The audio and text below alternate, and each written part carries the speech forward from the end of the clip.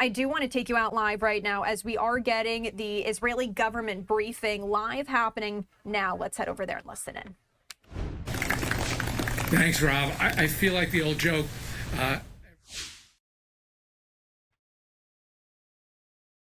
Our murdered hostages have been held inside of Gaza, with Hamas pretending they don't know where they are.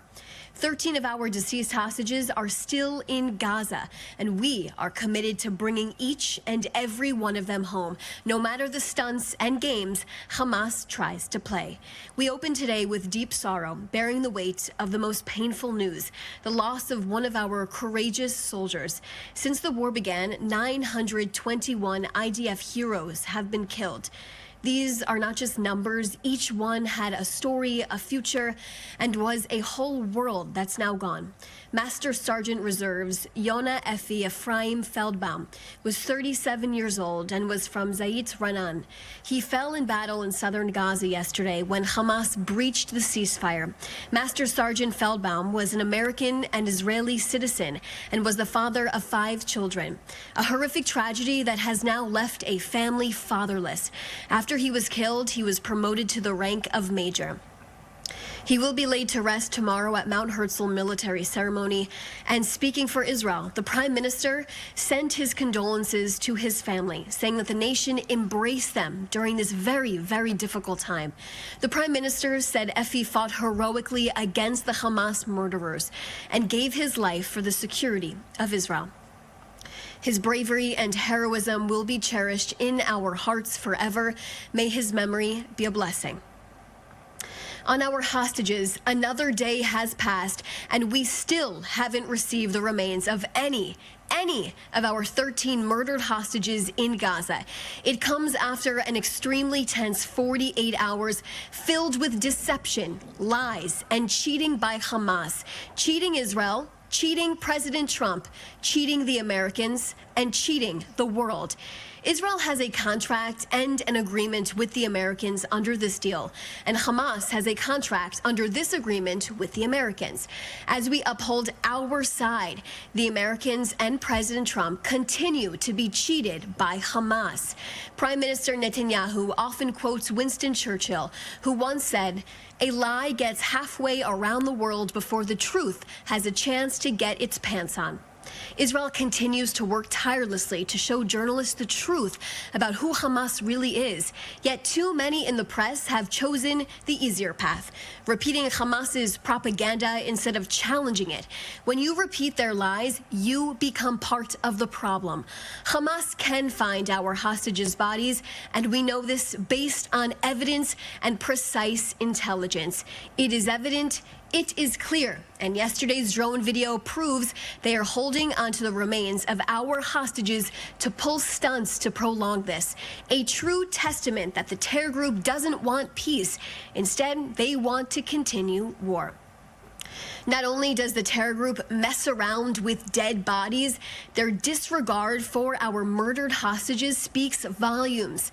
The remains of murdered hostage Ofir Sarfati were thrown around, dropped, and played with for Hamas to advance their insidious games on Monday. As we remain steadfast and committed to upholding the framework, Prime Minister Netanyahu met with senior security officials last night to discuss the ongoing violations Hamas has committed under this agreement. They discussed Israel's steps in response to these violations.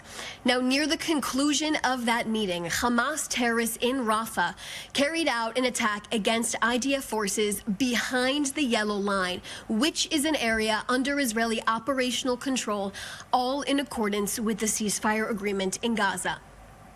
Following the security consultations, Prime Minister Netanyahu personally gave the order for the military to immediately carry out forceful strikes in the Gaza Strip that were direct and precise on Hamas terrorists and their infrastructure. Around 20 airstrikes took place in response to our soldier being attacked and killed. The Prime Minister made the decision with the IDF and then informed President Trump before the action was taken. It was a decision wholly made by the Prime Minister, although he gave the Americans a heads up before it took place. Hamas violated the framework by not returning all of our hostages 16 days ago and attacking our forces. Israel has overall security control, and it will enforce the framework in coordination with the U.S. allies, our U.S. allies. The media coverage made it clear that the announcement exposing Hamas's staged retrieval of one of our hostages did not generate immediate attention. Instead, it was Israel's response. Airstrikes in Gaza aimed at enforcing the ceasefire framework that triggered widespread coverage. This, in turn, created the misleading narrative that Israel strikes Gaza without cause. Context is crucial. The international community must recognize Hamas's deception and hold the terror group accountable for undermining efforts at de-escalation. Now, as part of Israel's series of strikes, Israel precisely targeted dozens of terror targets and terrorists that were struck and eliminated. The IDF struck more than 30 terrorists holding command positions within the terrorist organizations operating inside of the Gaza Strip. Now, around 10 a.m. this morning, the IDF began the renewed enforcement of the ceasefire in response to Hamas's violations. I'll now take a few questions.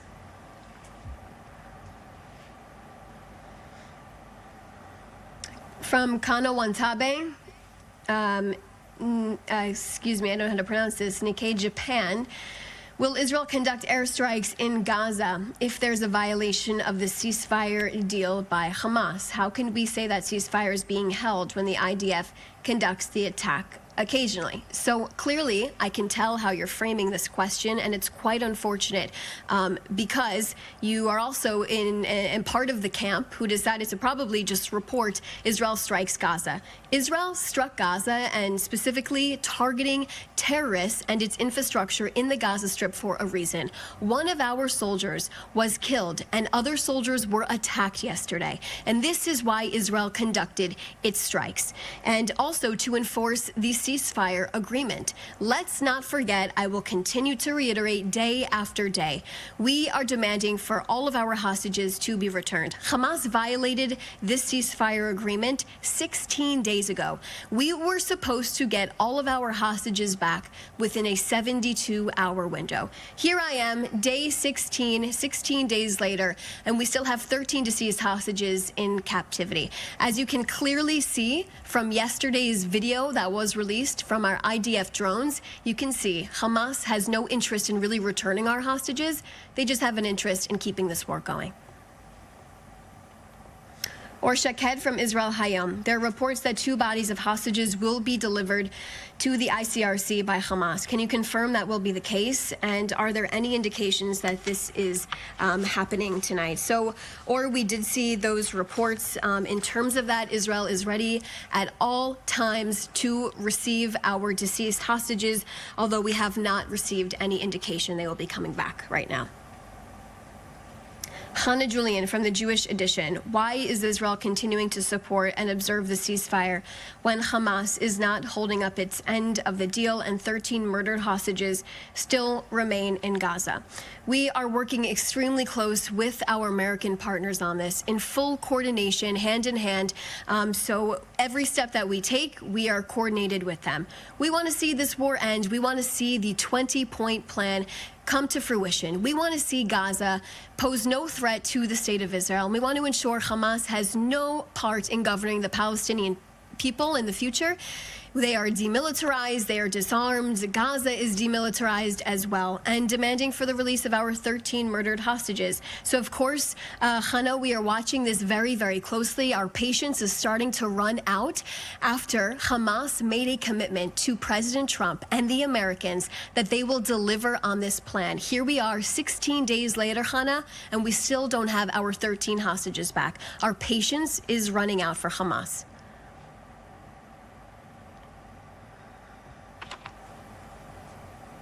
Waiting for a few more questions. Let's see.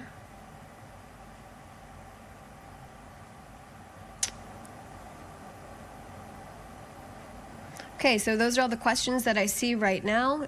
If anybody, of course, has any other questions, you can feel free to reach out to us here at the Prime Minister's office. Thanks so much for joining us.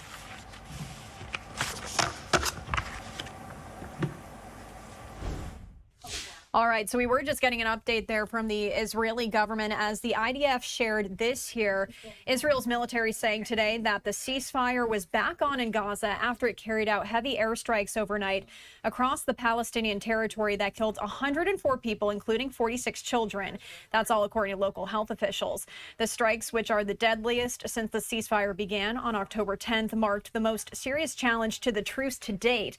Israeli Prime Minister Benjamin Netanyahu said he had ordered the strikes after accusing Hamas of violating the ceasefire for handing over body parts this week that Israel said were partial remains of a hostage recovered earlier in the war. That was compounded by the shooting and killing of Israeli soldier during an exchange of gunfire in Rafah, the southernmost city in Gaza.